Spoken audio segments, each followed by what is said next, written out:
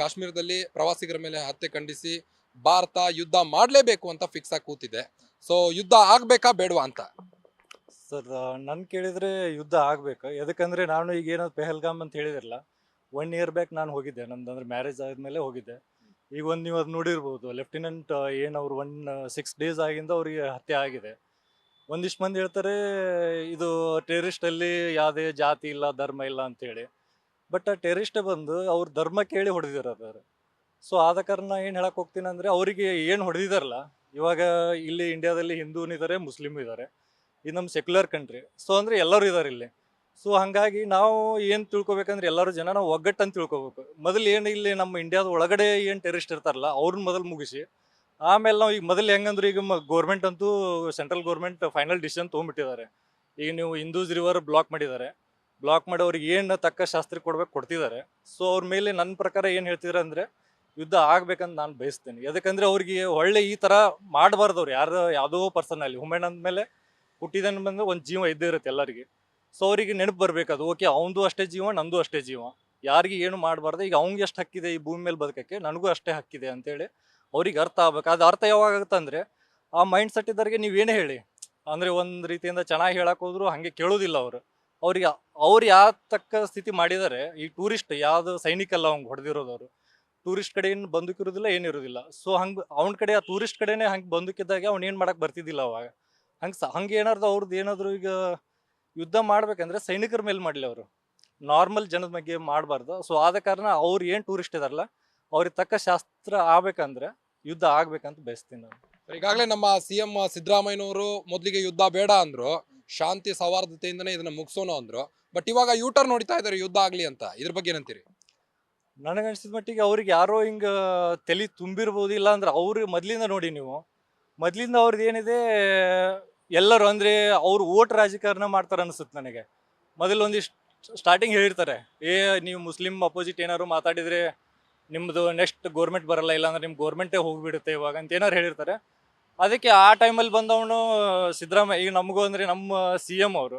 So ಆ ರೀತಿ ಹೇಳೋದು ತಪ್ಪಾಗುತ್ತೆ ನನ್ನ ಪ್ರಕಾರ. ಕೇಳಿದ್ರು ಒಮ್ಮೆ ಒಬ್ಬರ ಮಾತು ಕೇಳಿ ಹಿಂಗೆ ಹೇಳೋದು, ಮತ್ತೆ ಇನ್ನೊಬ್ರು ಹೇಳ್ತಾರೆ, ಸರ್ ನೀವು ಹಿಂಗೆ ಹೇಳಿದ್ರೆ ನಿಮ್ಗೆ ಯಾರು ಹಿಂದೂ ಓಟ್ ಹಾಕಲ್ಲ. ಸೊ ಹಂಗೆ ಅದನ್ನ ಸ್ಟೇಟ್ಮೆಂಟ್ ರಿಟರ್ನ್ ತಗೋರಿ ಅಂತ ಯಾರು ತಲೆ ತುಂಬಿಸಿರ್ಬೇಕು. ಸೊ ಏನ್ ಮೇ ಬಿ ನಿದ್ದೆ ಮಾಡ್ತಿರ್ಬೋದು ಅನ್ಸುತ್ತೆ ಆ ಸ್ಟೇಟ್ಮೆಂಟ್ ಕೊಟ್ಟಲ್ಲ ಅವರು. ಈ ಒಂದು ಪ್ರಕರಣದಲ್ಲಿ ರಾಜಕೀಯ ಬೇಕಾ ಅಂತ? ನಾನು ಅದೇ ಹೇಳ್ತಿರೋದು ಸರ್, ಈ ಭೂಮಿ ಮೇಲೆ ಯಾವುದೇ ಮನುಷ್ಯ ಬದುಕಿದಾನೆ ಅಂದ್ರೆ ಒಂದು ಹಕ್ಕಿರುತ್ತೆ. ಈಗ ನಾನು ಇದೇನಂದ್ರೆ ನಾನು ಟ್ಯಾಕ್ಸ್ ಕಟ್ತಿರ್ತೀನಿ. ಸೊ ಇದೇನಂದ್ರೆ ಫ್ರೀ ಬಂದಿರೋದಿಲ್ಲ ಅಲ್ಲಿ ಯಾರು, ಅಂದ್ರೆ ನಮ್ಮ ತಂದೆ ತಾಯಿ ಏನೋ ಕಷ್ಟಪಟ್ಟಿರ್ತಾರೆ. ಸೊ ಇದರಲ್ಲಿ ನಾನು ಏನು ಕೇಳ್ಕೊಳ್ಳೋದಂದ್ರೆ, ಇದರಲ್ಲಿ ಯಾರು ರಾಜಕೀಯ ಮಾಡಬಾರ್ದು. ಇವಾಗ ಹಿಂದೂ ಇರಲಿ, ಮುಸ್ಲಿಂ ಇರಲಿ, ಕ್ರಿಶ್ಚಿಯನ್ ಇರಲಿ, ಬೌದ್ಧ ಇರಲಿ, ಯಾವುದೇ ಧರ್ಮ ಇರಲಿ, ಒಂದು ಮಾನವಾಗ ಆಗಿದ್ದ ಪ್ರಾಬ್ಲಮ್ ಅಂತ ತಿಳ್ಕೊಂಡು ಮಾಡಿ. ಇವಾಗ ಅವನು ಹಿಂದೂ ಅಂತೇಳಿ ಹೊಡೆದಿದ್ದಾನೆ, ನೀವು ಯಾರು ಹಿಂದೂಗೆ ಹೊಡೆದಾನಂತ ಇದನ್ನ ಮಾಡಬೇಡಿ, ಒಂದು ಜೀವಕ್ಕೆ ಹೊಡೆದಾರ ಅಂತೇಳಿ ಟ್ರೀಟ್ ಮಾಡಿ ಅವ್ರಿಗೆ ತಕ್ಕ ಇದನ್ನ ಮಾಡಕ್ಕೆ ಎಲ್ಲರೂ ಒಗ್ಗಟ್ಟಾಗಿರ್ಬೇಕಂತ ಕೇಳ್ಕೊಂತೀನಿ ನಾನು. ಸರ್, ಈಗಾಗಲೇ ಪಹಲ್ಗಾಮಲ್ಲಿ 26 ಪ್ರವಾಸಿಗರು ಸಾವನ್ನಪ್ಪಿರುವಂತದ್ದು.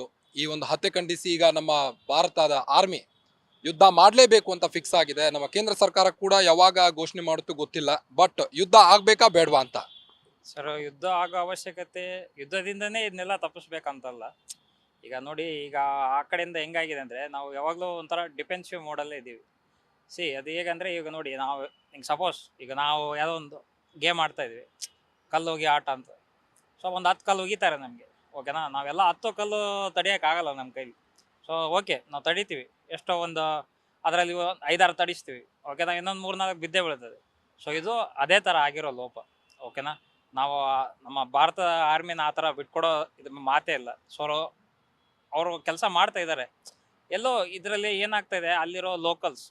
ಸೊ ನೋಡಿ ಸರ್, ಇದು ಯಾವಾಗಲೂ ಹೊರಗಡೆಯವರು ಇಲ್ಲಿ ಬರಬೇಕಂದ್ರೆ ನಮ್ಮ ಒಳಗಡೆಯವರು ಸಪೋರ್ಟ್ ಮಾಡಿದ್ರೆ ತಾನೇ ಹೊರಗಡೆಯವ್ರು ಬರ್ತಾರೆ. ಸೊ ಅದರಿಂದ ಅವ್ರಾಗೆ ಬಂದು ಇಲ್ಲಿ ಇಷ್ಟೆಲ್ಲ ಚಟುವಟಿಕೆ ಮಾಡಿ ಹತ್ಯೆ ಮಾಡಿ ಹೋಗಿದ್ದಾರೆ ಅಂತ ಹೇಳಿದರೆ, ಎಲ್ಲೋ ಇದರಲ್ಲಿ ನಮ್ಮವರೇ ಆದ ಲೋಕಲೈಟ್ಸ್ ಅಲ್ಲಿ ಇರೋರ್ದು ಕೈವಾಡ ಇರ್ಬೋದು.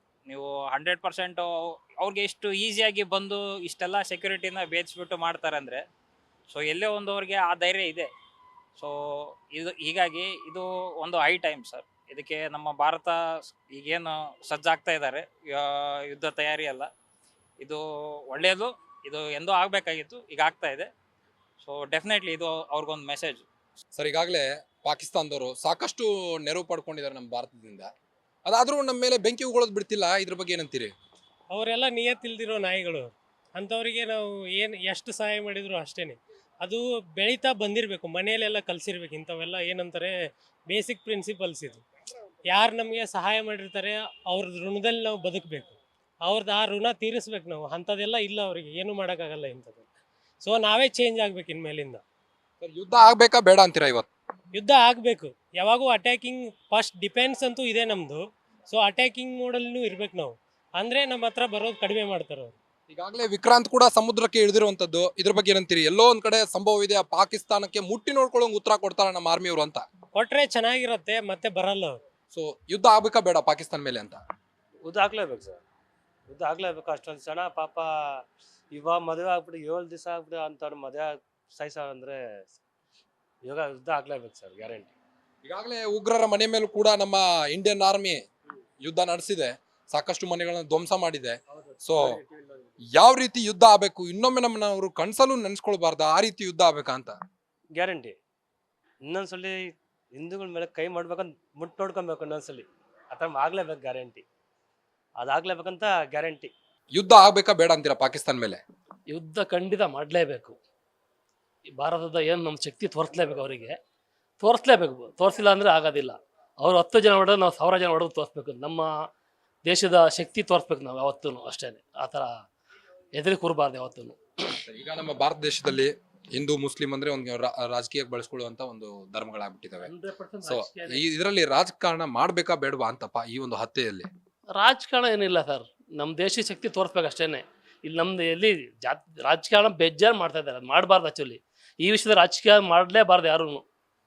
ದೇಶ ಮುಖ್ಯ, ದೇಶ ಫಸ್ಟು, ಮಿಕ್ಕಿದೆಲ್ಲ ಆಮೇಲೆ. ಯುದ್ಧ ಆಗ್ಬೇಕಾ ಬೇಡವಾ ಪಾಕಿಸ್ತಾನದ ಮೇಲೆ? ಯುದ್ಧ ಆಗಬೇಕು, ಪಾಕಿಸ್ತಾನ ಮೇಲೆ ಯುದ್ಧ ಆಗಬೇಕು.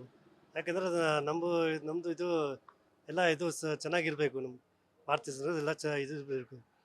ಕಾಶ್ಮೀರ ಇಂಡಿಯಾ ಎಲ್ಲ ಇರಬೇಕು. ಅದು ಪಾಕಿಸ್ತಾನದವ್ರು ಪದೇ ಪದೇ ನಮ್ಮ ಮೇಲೆ ಅಟ್ಯಾಕ್ ಮಾಡಿದ್ರು, ನಾವು ಮಾಡಿಸ್ಕೊಂಡು ಸುಮ್ಮನೆ ಕೂರ್ಬೇಕಾ ಅಂತ? ಇಲ್ಲ, ಆ ಥರ ಇಲ್ಲ. ಸುಮ್ಮನೆ ಕೂತ್ಕೊಳಕ್ಕೆ ಆಗಲ್ಲ ಆ ಥರ. ಅದು ಯಾವ ಥರ ಇದು ಮಾಡ್ತಾರೆ ಆ ಥರ ನಾವು ಆ ಥರ ಮಾಡಬೇಕು. ಯುದ್ಧ ಆಗ್ಬೇಕಾ ಬೇಡವಾ ಪಾಕಿಸ್ತಾನದ ಮೇಲೆ ಅಂತ? ಯುದ್ಧ ಆಗಬೇಕೋ ಬೇಡವೋ ಅನ್ನೋದಕ್ಕಿಂತ ಮೋದಿ ಅವ್ರಿಗೆ ಗೊತ್ತಿದೆ ಏನು ಮಾಡಬೇಕು ಅಂತ. ಈಗಾಗಲೇ 2016, 2019 URI ಮತ್ತು ಇನ್ನೊಂದು ಸರ್ಜಿಕಲ್ ಸ್ಟ್ರೈಕ್ ಕೂಡ ತುಂಬ ಚೆನ್ನಾಗಿ ಮಾಡಿದ್ದಾರೆ. ಅದೇ ಥರ ಈಗಲೂ ಏನಾರ ಮಾಡ್ತಾರೆ ಅನ್ನೋ ನಂಬಿಕೆ ನನಗಿದೆ. ಮಾಡೇ ಮಾಡ್ತಾರೆ. ಅದಕ್ಕೆ ಪ್ರತ್ಯುತ್ತರ ಪಾಕಿಸ್ತಾನಕ್ಕೆ ಕೊಡ್ತಾರೆ. ಆ ನಂಬಿಕೆ ಇಂಡಿಯನ್ಸ್ಗೆಲ್ಲ ಇದೆ. ಖಂಡಿತ ಇದು ಇವತ್ತಿಂದ ಅಲ್ವಲ್ಲ, ಮೊದಲಿನ ಬರ್ತಾನೆ ಇದೆ. ಬಟ್ ಏನು ಮಾಡ್ತಾನೆ ಇಲ್ಲ. ಮೋದಿಜಿ ಹೇಳ್ತಾ ಇದ್ದಾರೆ ಹೊರತು ಬಟ್ ಏನು ಅಂದರೆ ಆ ಥರ ಏನು ಇದು ಆ್ಯಕ್ಷನ್ ತೊಗೊಳ್ತಾ ಇಲ್ಲ. ಇವಾಗ ನೀರು ನಿಲ್ಲಿಸ್ತಾರೆ, ಬಟ್ ಏನೇ ನಿಲ್ಲಿಸಿದ್ರು ಬಟ್ ಆಗ ಟೆರರಿಸ್ಟ್ ಅಟ್ಯಾಕ್ ಆಗ್ತಾನೆ ಇದೆಯಲ್ಲ. ಅಲ್ಲಿ ಸಾಯಿಸಿರೋದೇ ಹಿಂದೂಗಳನ್ನ ಆ್ಯಕ್ಚುಲಿ ನೋಡ್ಕೊಂಡು ಅವರೇ ಬಂದು ಹೇಳಿದ್ದಾರೆ ಕೂಡ. ಬಟ್ ನನ್ನ ಪ್ರಕಾರ ಆಗಬೇಕು, ಒಂದು ಸ್ವಲ್ಪ ಮುಟ್ಟಿಸ್ಬೇಕು ರುಚಿನ ಅವ್ರಿಗೂ ಅಂತ ನನ್ಗನ್ಸುತ್ತೆ. ಇವಾಗ CM ಹೇಳ್ತಾನಲ್ಲ ಸಿದ್ದರಾಮಯ್ಯ ಅವರು, ಅವ್ರ ಮಗಳಿಗೆ ಈ ಥರ ಆಗಿದ್ರೆ, ಅವ್ರ ಅಳಿಗೆ ಸತ್ತೋಗ್ಬಿಟ್ಟಿದ್ರೆ ಅವಾಗ ಏನು ಮಾಡ್ತಿದ್ರು? ಇವಾಗ ಅವ್ರ ಮಗ ಒಬ್ಬವನಲ್ವಾ, ಅವ್ರ ಮಗನೇ ಅಲ್ಲಿ ಹೋಗಿದ್ರೆ ಶೂಟ್ ಮಾಡಿದ್ರೆ ಏನು ಮಾಡ್ತಿದ್ರು?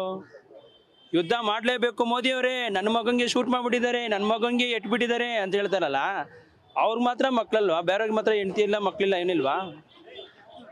ಭಾರತ ಇರ್ತಾನೆ ಅವರು, ಇನ್ನು ಪಾಕಿಸ್ತಾನ ಅವರು ಸತ್ತೋಗಿರೋರು ನಮ್ಮ ಭಾರತದ ಇರ್ತಾನೆ.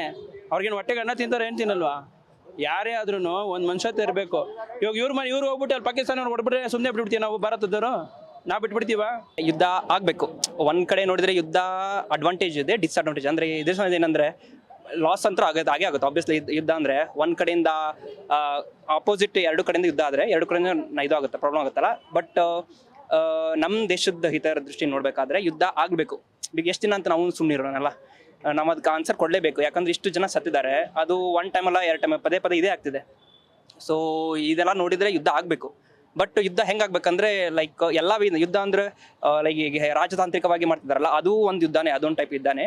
Biggest populated country in world ಚೈನಾನ ನಾವು ಚೈನಾಕಿನ ಮುಂದೆ ಬಂದಿದ್ದೀವಿ. ಸೊ ನಾವು ನಮ್ಮ ಕಡೆ ಎಬಿಲಿಟಿ ಎಲ್ಲ ಇದ್ದು ನಾವು ಸುಮ್ಮನೆ ಕೂಡಬಾರ್ದು. ಪಾಕಿಸ್ತಾನ ಅಂತ ಚಿಕ್ಕ country which is having only 20 crore people. So ನಾವು ಅವ್ರಿಗೆ ತಕ್ಕ ಪಾಠ ಕಲಿಸಲಿಲ್ಲ ಅಂದರೆ ಮುಂದೆ ಏನಾಗ್ಬೋದು ಅಂದರೆ, ನಾಳೆ ಇದು ಬಾರ್ಡರ್ ಸೈಡ್ ಆಗಿದ್ದೇವೆ ಹೌದಾ, ಇದು ನಾಳೆ ನಮ್ಮ ಇಂಟರ್ನಲ್ ಇಶ್ಯೂಸ್ ಆಗ್ಬೋದು. ಅಂದರೆ ಇಂಡಿಯಾದಲ್ಲಿ ಮಧ್ಯೆ ಬಂದು ಮುಂಬೈನಂಥ ಪ್ಲೇಸ್ನಲ್ಲಿ ಟೆರರ್ ಅಟ್ಯಾಕ್ ಆಗ್ಬೋದು. ಸೊ ಇದಕ್ಕೆ ನಮ್ಮ ಸರ್ಕಾರ ಖಂಡಿತ ಕ್ರಮ ತಗೊಳ್ಬೇಕು ಅಂತ ನಮ್ಮ ಒಪಿನಿಯನ್ ಮೇಡಮ್. ಇದು ಹೊಡೆದ್ರೆ ಒಂದು 50 ವರ್ಷ ಅವ್ರು ಎದ್ದಿರಬಾರ್ದು, ಅದು ರೀಬಿಲ್ಡ್ ಆಗಕ್ಕೆ ಒಂದು 50 ವರ್ಷ ಬೇಕು. ಇಲ್ಲಾಂದ್ರೆ ಏನಾಗುತ್ತೆ ಅಂದ್ರೆ ಇದು ಡೈಲಿ ನಮ್ಮವ್ರು ಸಾಯ್ತಾರೆ. ಈಗ ನಾನು ಯಾರು ತಪ್ಪು ಯಾರು ಸಸಿ ಅನ್ನೋದಕ್ಕಿಂತ ಬೆಟರು ನಮ್ಮ ಸರ್ಕಾರ ಸ್ವಲ್ಪ ಎಚ್ಚೆತ್ಕೋಬೇಕಾಗಿತ್ತು. ಅದು ಎಂಡ್ ಆಫ್ ದ ಡೇ ನೋಡಿ ಪಾಪ ಈಗ ಎಷ್ಟೋ ಜನ ಸತ್ರು ಅವ್ರವ್ರ ಫ್ಯಾಮಿಲಿಗೆ ಅವ್ರ ನೋವು ಗೊತ್ತು ಹೊರತು ನಮ್ಗೆ ಯಾರಿಗೂ ಗೊತ್ತಿಲ್ಲ. ಇವತ್ತು ನಾವು ಮಾತಾಡ್ತೀವಿ, ನಾಳೆ ಯಾರೋ ನೀವು ಯಾರೋ ಹಂಗೆ. ಯುದ್ಧ ಬೇಕೋ ಅಥವಾ ಶಾಂತಿಯುತ ಬಗ್ಗೆ ಏನ್ ಹೇಳ್ತೀನಿ? ಯುದ್ಧ ಬೇಕೇ ಬೇಕು. ಏನಕ್ಕೆ ಅಂದ್ರೆ ಟೂರಿಗೆ ಅಂತ ಹೋದಾಗ ಹೋಗಿರೋ ಜಾಗದಲ್ಲಿ ಪ್ಲೇಸಸ್ ನೋಡಕ್ಕೆ ಅಂತ ಹೋಗಿರ್ತಾರೆ, ಎಂಜಾಯ್ ಮಾಡಕ್ಕೆ ಅಂತ ಹೋಗಿರ್ತಾರೆ. ಅವ್ರ ಪೇರೆಂಟ್ಸ್ ಅವ್ರ ಹೆಂಡತಿ ವೈಫ್ ಕೂಡ ಹೇಳ್ತಿರ್ತಾರೆ ನಮ್ಗೆ ಚಿಕ್ಕ ಮಗು ಬಿಡಿ ಅಂತ. ಬಟ್ ಅವರು ಏನು ಕೇರ್ ಮಾಡ್ದೇನೆ ಅವ್ರಿಗೆ ಶೂಟ್ ಮಾಡಿ, ಅದು ಹೆಡ್ಡಿಗೆ ಶೂಟ್ ಮಾಡಿ, ನಮಗೂ ಶೂಟ್ ಮಾಡಿ ಅಂತ ಅವ್ರ ಮಗ ಹೇಳಿದ್ರೆ ಇಲ್ಲ ನಿಮ್ಗೆ ಮಾಡಲ್ಲ, ಹೋಗಿ ಮೋದಿ ಕೇಳ್ಕೊಳ್ರಿ, ಈ ತರ ಎಲ್ಲ ಬೇಡವಾಗಿತ್ತು. ಅವ್ರು ಮಾಡಿದ್ದಾರೆ, ಅವ್ರು ಸ್ಟಾರ್ಟ್ ಮಾಡಿದ್ರು.